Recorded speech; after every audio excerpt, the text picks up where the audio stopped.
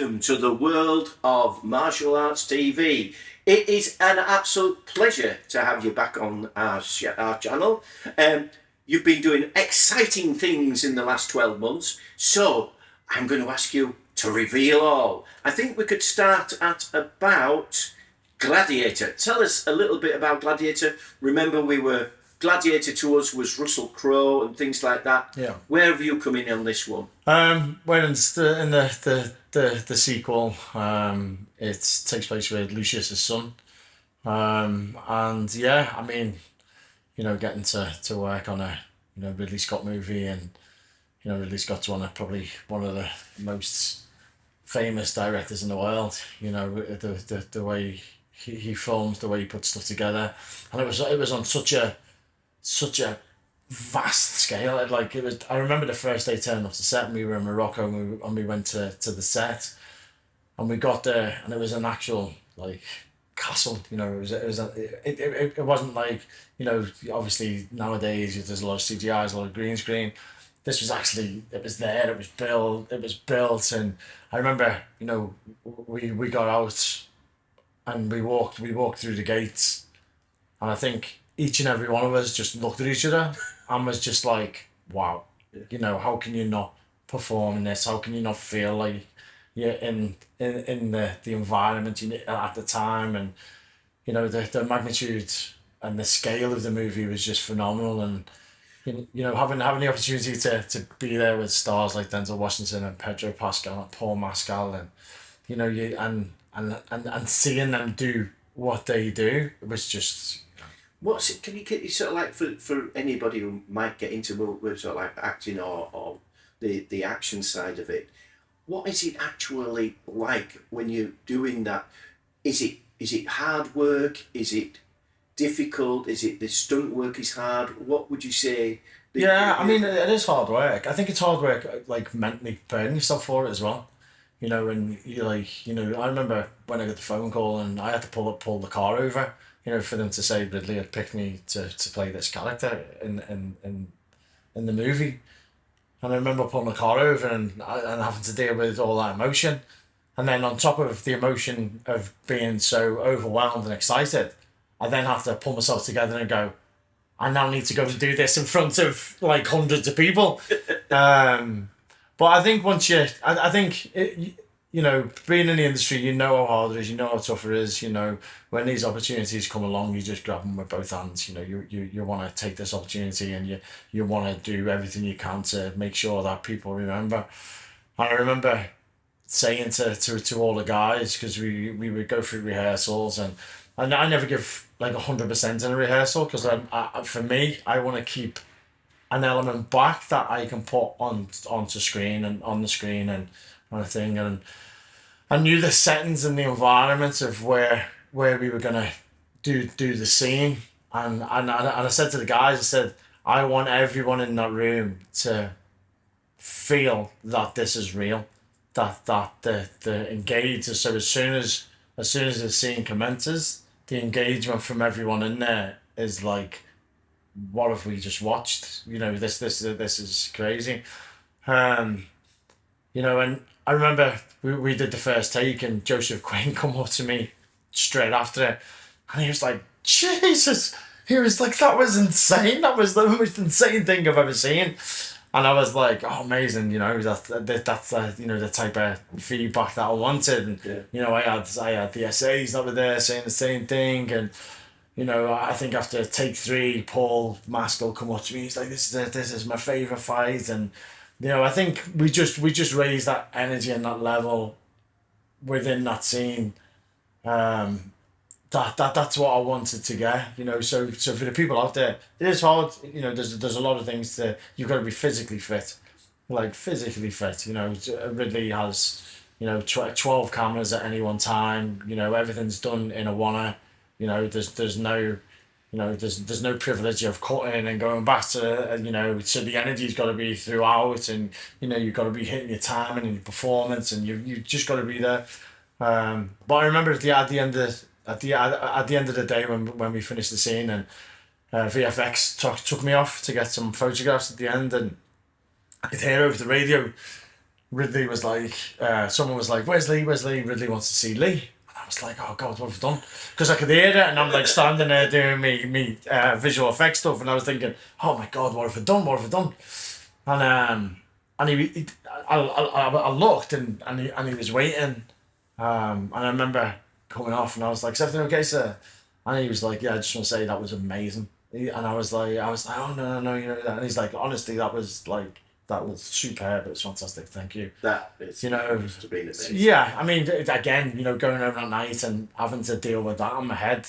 Like, because obviously you've got the emotions of the adrenaline at the time when you're there, and I remember going back to my room and just being on the phone to my missus and being all emotional and like, it was like, but I think, obviously our previous conversations and the way I've the way my life has been brought up from following Bruce Lee and the journeys and stuff. It's sort of like you I'm very grateful for where I am and what I do. I work hard for it.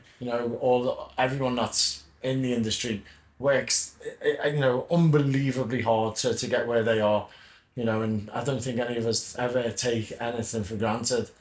And having I'm lucky to have had that experience where I've had that moment with such a high profile individual like Ridley Scott to give me that feedback.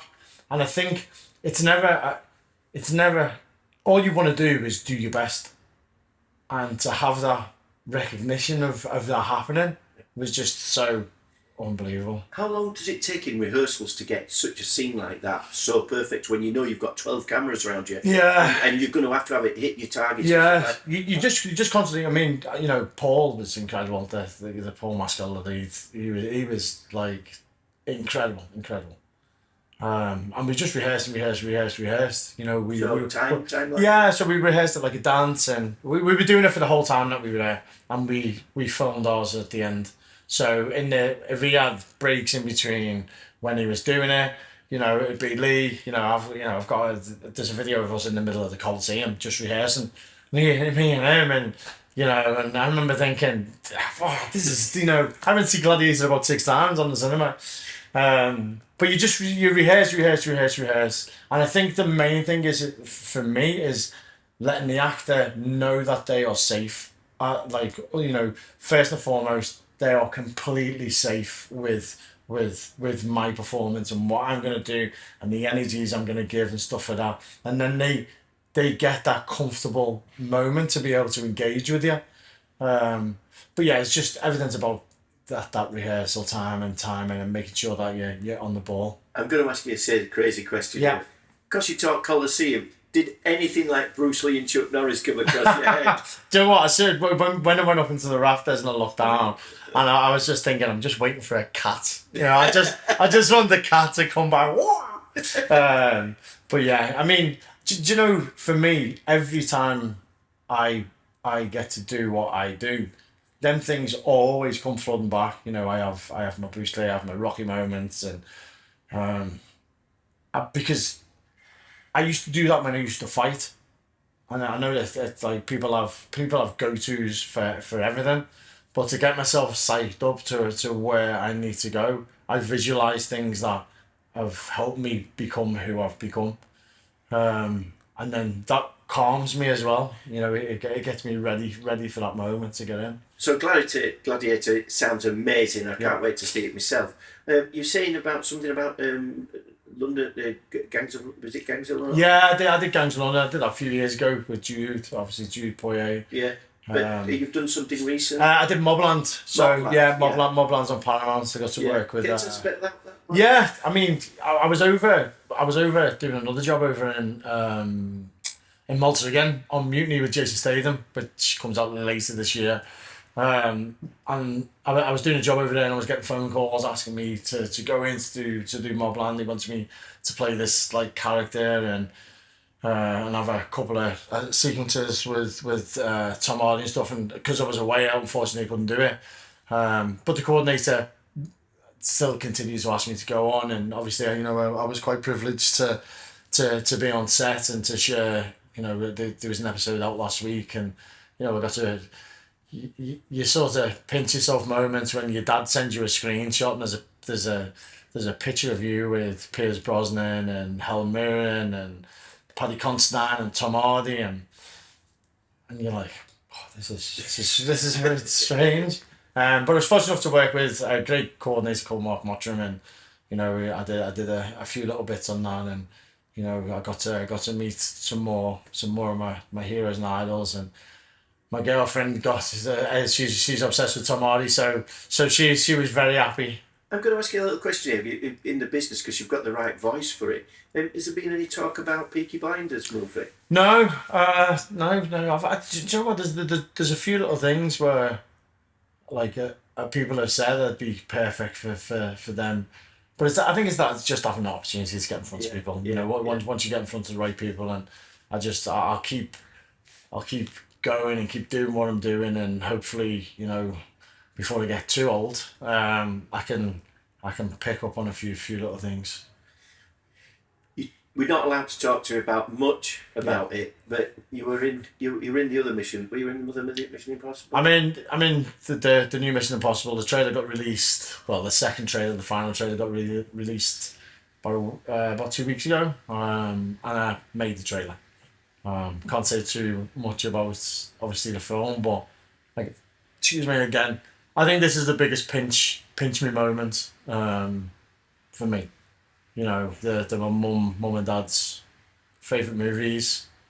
Tom Cruise is he's just phenomenal.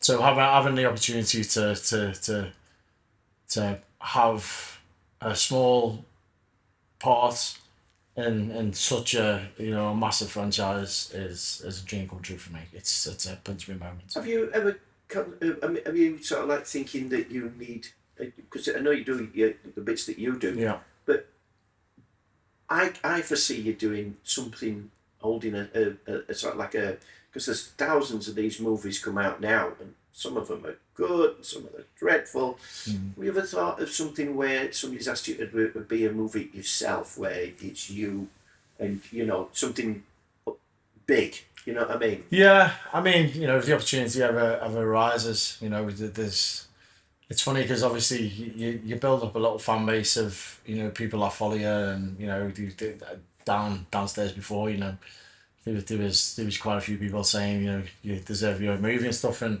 I'm just happy to work. If them opportunities arise and I get the opportunity to do them things, then I just feel that you've got that. I'm gonna put you on a pedestal here, so you're gonna be upset, but.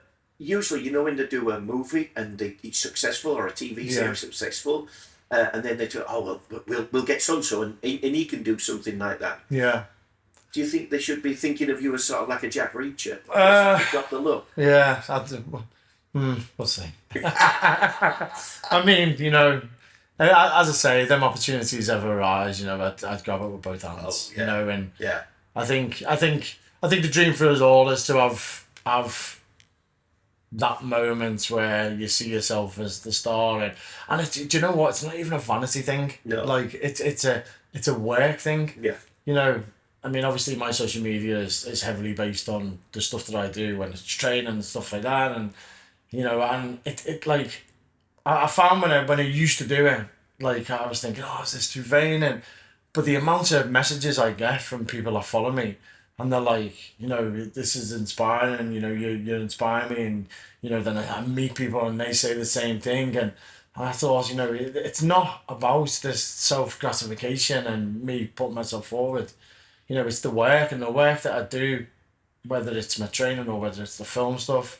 If I can inspire a kid or an adult, or you can have that effect on someone. I think it's that, and I love working. I love it. It's a great job. You've done your Mission Impossible. Have you got anything else you can say that you're looking forward to doing soon, or yeah, I mean, you can talk about? Yeah, I've got a few. Obviously, I've got Mutiny coming out with Jason Statham.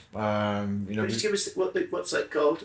Mutiny. So Mutiny. Yeah, it's towards the end of the year. I've just had Working Man out with Jason in the cinema. I have a little scene with Jason and that.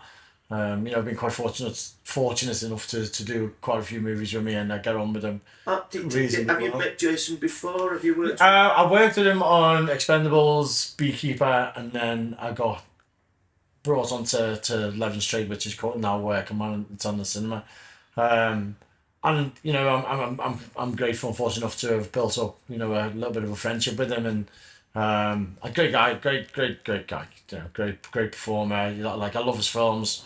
I love that whole 80s, 90s feeling to his movies. And I want to ask you a question here. It's because he started with Lock, Stock, didn't he, and stuff like that. Yeah. And he was just sort of like, bit of the Jack the Lad in there.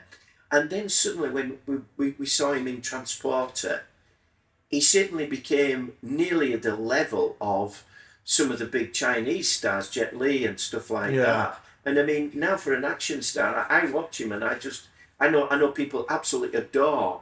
He's nearly up there with the big martial arts stars, you know what I mean? Yeah, I think he's created his own brand, hasn't he? Yeah. He's created his own brand. He's created his own purpose as to what he wants to give his audience. I think action movies become too serious. Yeah. So there was a time period where they lost the sense of being a movie and being an action movie. Yeah. And these movies that we grew up watching in the 80s and the 90s, that was lost. It was gone, and everything was like really serious, and the action had to be really like serious action, and there was no fun anymore. There was no killing 40, 50, 60 guys, and doing stuff where you go, well, that couldn't happen, and they were like, but we weren't bothered it couldn't happen because it's a movie, whereas Jason's rebranded, has got this brand within himself where, he's phenomenal, and it works so hard. He was a high level high diver. He got to work with I think it was Korean that did the transports. He did when you get to work with these people and these individuals and stuff, and then that you're able to put yourself in that position and be able to do that. But I think they're the movies I grew up on, and I think we need them movies. We need, and everything that's going on in the world. We got Cynthia downstairs, you got the Reed brothers coming, you got Bill downstairs. They're the movies that we grew up watching. Yeah. We're here today at this show because, they were the forefront of what brought us to our youth and our growing up. And and I think Jason has got, he's a big A-list star that is able to create his own brand of movies and the way his movies are out, and he's phenomenal at what he does. So he's great. Fantastic. Thank you for your time. We're going to ask you a little favour though. Yeah. If you ever get down on these movies and you want us to do a screen to whatever, whatever, we'd love to come and meet you on set? On set, yeah. We'd love to meet you at an on-set interview. Okay. That would be amazing. No problem. Because I love films. Lee, thank you very much for your time. Thank you.